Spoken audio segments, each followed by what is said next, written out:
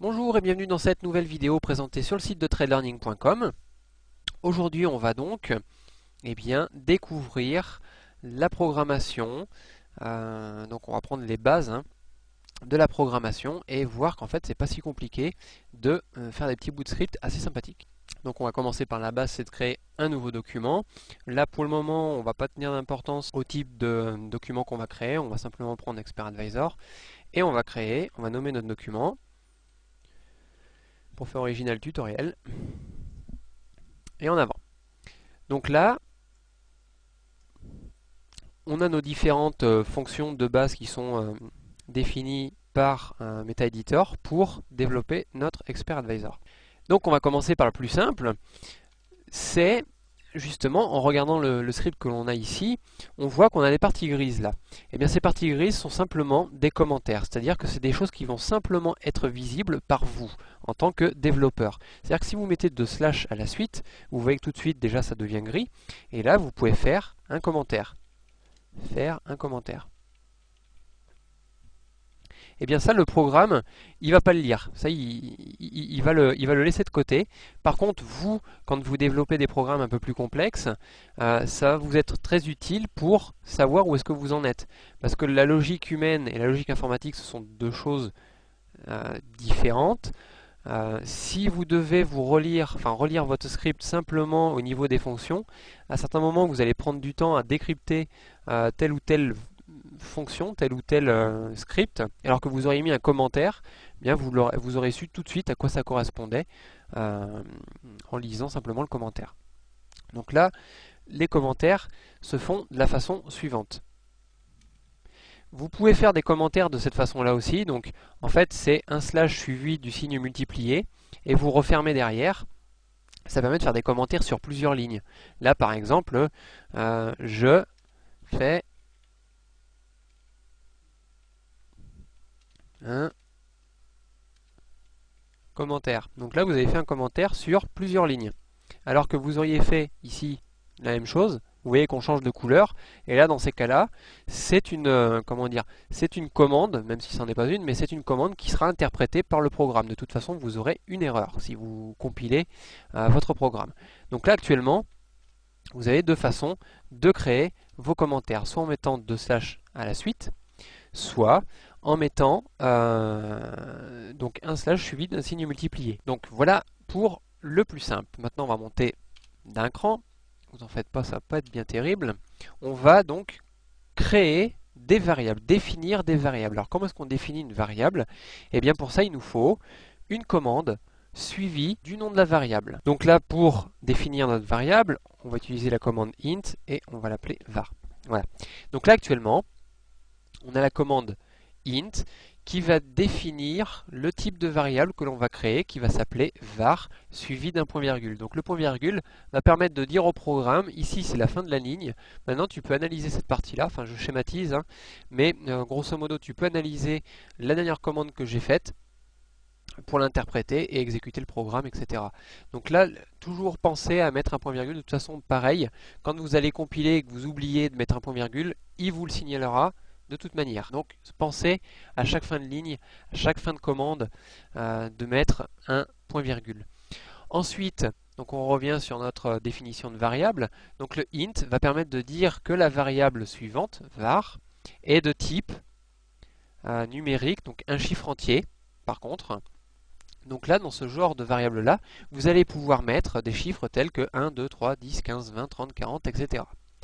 Mais vous avez différents types de variables. Par exemple, on peut stocker des variables avec des chiffres à virgule. Donc dans ces cas-là, on va mettre double, var2, enfin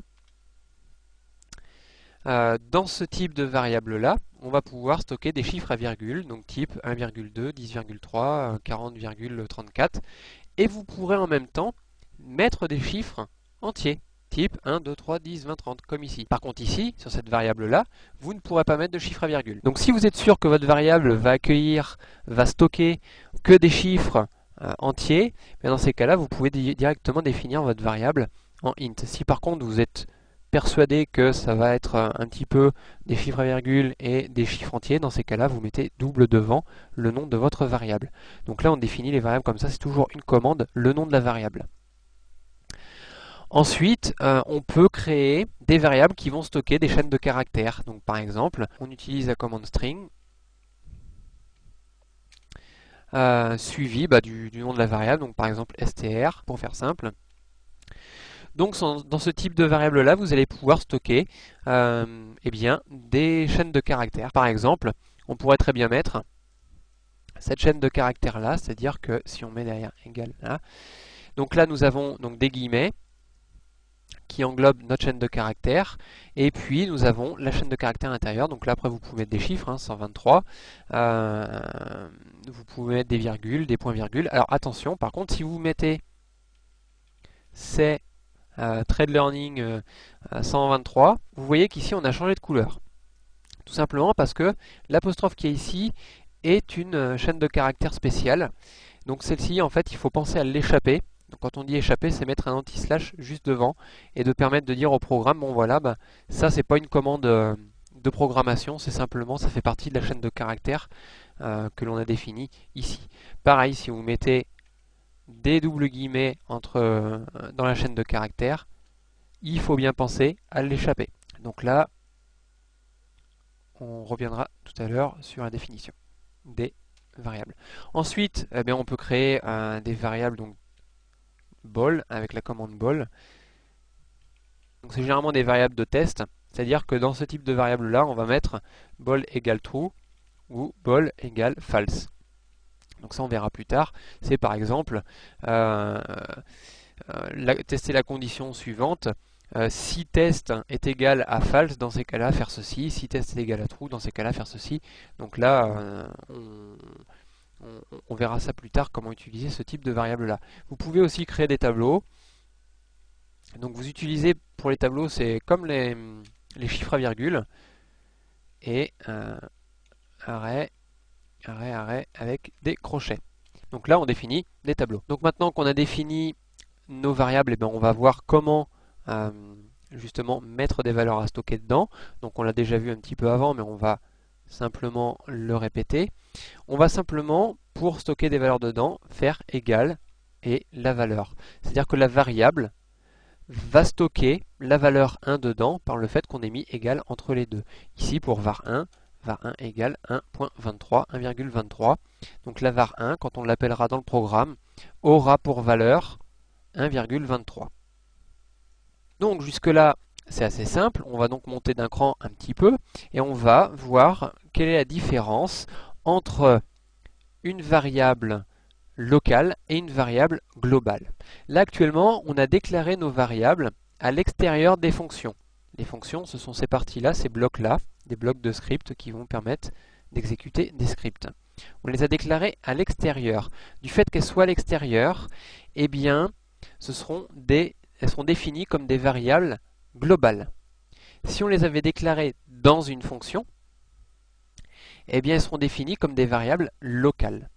C'est-à-dire que, par exemple, donc, on va mettre tout ça en commentaire. Donc pour l'instant, cela veut dire qu'on est les seuls à interpréter ce genre de caractères-là. Le programme va les oublier. Et ici, on va déclarer la variable int var est égal à 1. Donc là, on a déclaré notre variable var et on sait que dedans, il va y avoir la valeur 1. Donc là, on va utiliser une commande qui est bien pratique par mt4. Et dedans, on va dire var. Donc la commande, en fait, c'est comment, ça veut dire afficher. C'est un texte brut de décoffrage. La valeur var. Là, si par exemple on compile, donc la touche F5 de votre clavier, vous voyez qu'ici ça bouge, en fait, enfin ça, voilà, ça se modifie un petit peu. On voit qu'ici il y a 0 erreur et 0 alerte. Si on enlève par exemple le point virgule, là il va nous dire qu'il y a une erreur. Si vous double-cliquez sur l'erreur, ça vous entraîne directement à la ligne. Alors quand c'est le cas d'un point virgule, c'est différent, c'est la ligne juste après.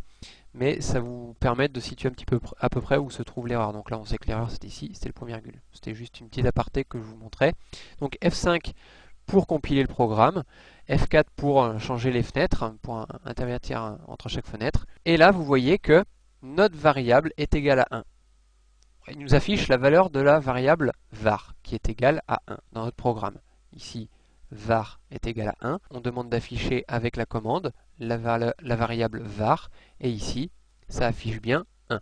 Donc là, cette variable-là a un aspect local.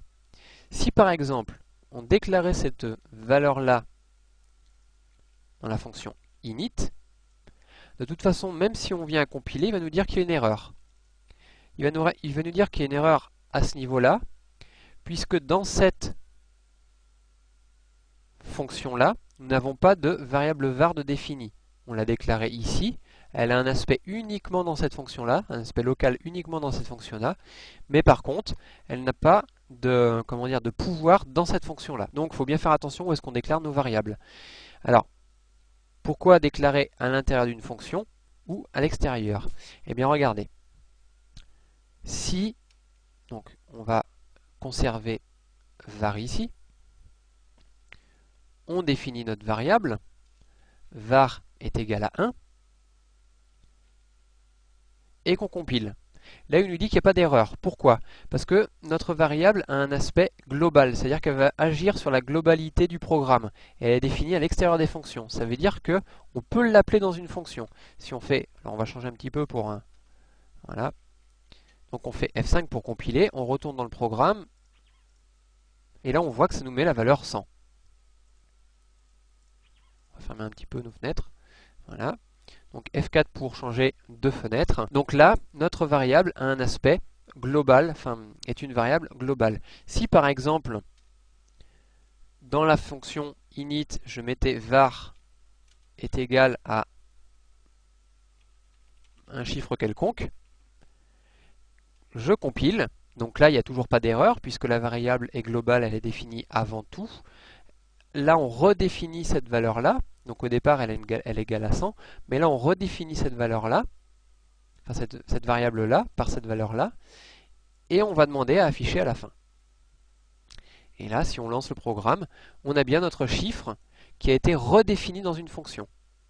Donc on voit tout l'intérêt justement de soit déclarer des variables en global, de façon à ce qu'elles puissent être utilisées dans toutes les fonctions, dans différentes fonctions, ou de définir les variables en local dans chacune des fonctions. Après, c'est un choix à faire et qui peut être utile suivant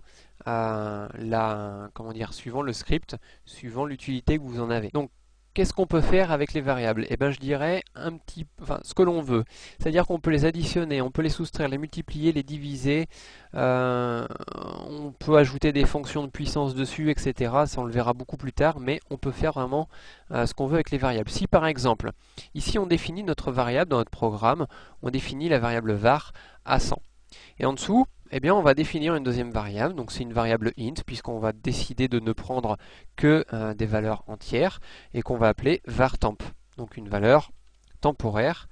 On la définit simplement et on ne lui donne pas de valeur, donc ça veut dire que là actuellement elle est égale à 0, à nul, à rien du tout.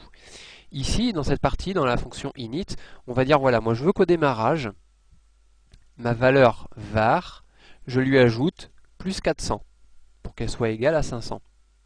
Et on va stocker notre résultat de l'opération dans la variable vartemp. Et la variable vartemp, on va demander à l'afficher à la fin. Donc si on fait F5, on n'a aucune erreur. On retourne dans le programme et on regarde. Voilà. Et on voit bien que 400 plus 100, ça fait bien 500. Donc vous voyez qu'on peut vraiment faire ce que l'on veut. On peut faire des opérations avec les variables. On aurait pu très bien, par exemple, créer une variable int ici qu'on va appeler var2 qui est égale à 400. On va changer un petit peu, on va mettre 900, qui est égale à 900. Et on va faire la valeur de la variable définie en dehors de la fonction, plus la valeur de la variable locale. Donc là c'est une variable locale, là c'est une variable globale. On fait l'opération des deux, on compile. Alors là, on a une petite erreur, puisqu'on avait oublié notre point-virgule. Donc vous voyez que c'est bien pratique d'avoir justement le fait de compiler et d'avoir le système d'erreur en dessous, c'est bien pratique pour avoir les erreurs tout de suite. Donc là, on avait oublié le point virgule, comme quoi c'est très important de les mettre. Ensuite, on retourne dans le programme et ici, on voit bien que nos deux variables ont été additionnées.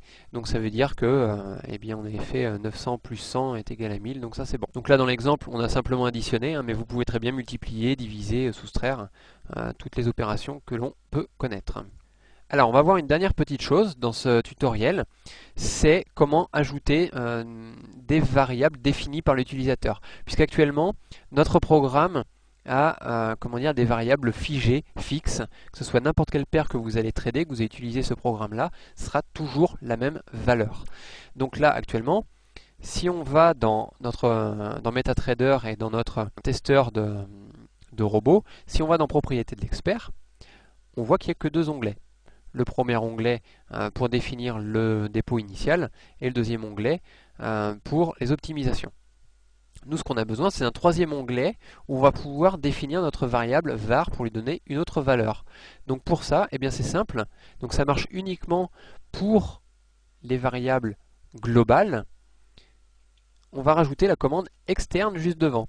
Ça va dire au programme, du fait qu'il y ait la commande externe juste devant la définition de ma variable, ça va permettre à l'utilisateur de changer la valeur de la variable. Donc si on compile, on fait F5, on retourne avec F4 dans notre MetaTrader. Si on va dans Propriétés d'expert, là on a un troisième onglet qui s'est mis entre les deux, qui s'appelle Paramètres d'entrée.